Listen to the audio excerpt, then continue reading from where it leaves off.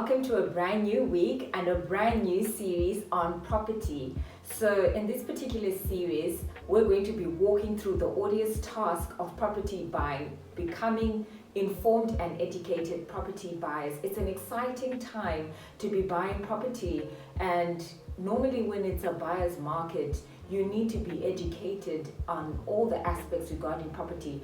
And so I'm going to be sharing a few of the nuggets that I got when I studied RAISE, and hopefully this will help you in making your decision. So today, the nugget for today is the difference between a cession and a title deed.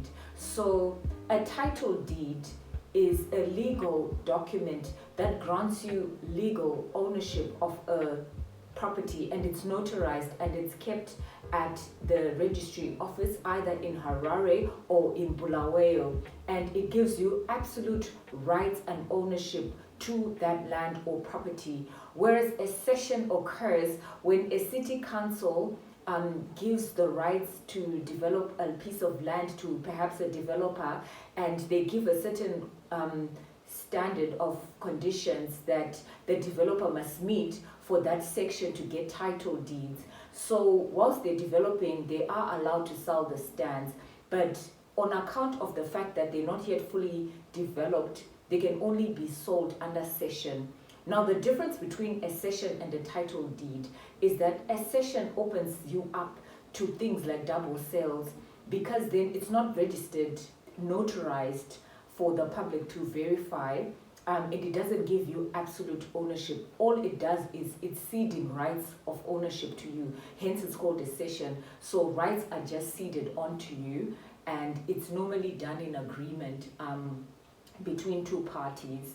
The process with a cession is much less expensive, but I would say it's safer to go with a title deed in as much as it's more expensive. With a title deed, you're looking at, when you're selling a house with a title deed, you have to pay capital gains tax, and there's also conveyancing fees, which normally the buyer would have to pay. So those are some of the costs that you then have to factor in with regards to property. So again, you can agree with the seller who is going to pay the conveyancing fees. So the conveyancing is basically when perhaps I buy a property, we're now changing the name from this person to now a new person, and then that person will now hold the title deed, again, like I said, at the deeds registry's office, either in Harare or Bulawayo. So I hope this makes sense, and as you are studying the markets and you want to buy property, you're informed on the different types of ownerships, the risks that are involved, and which one to go with. So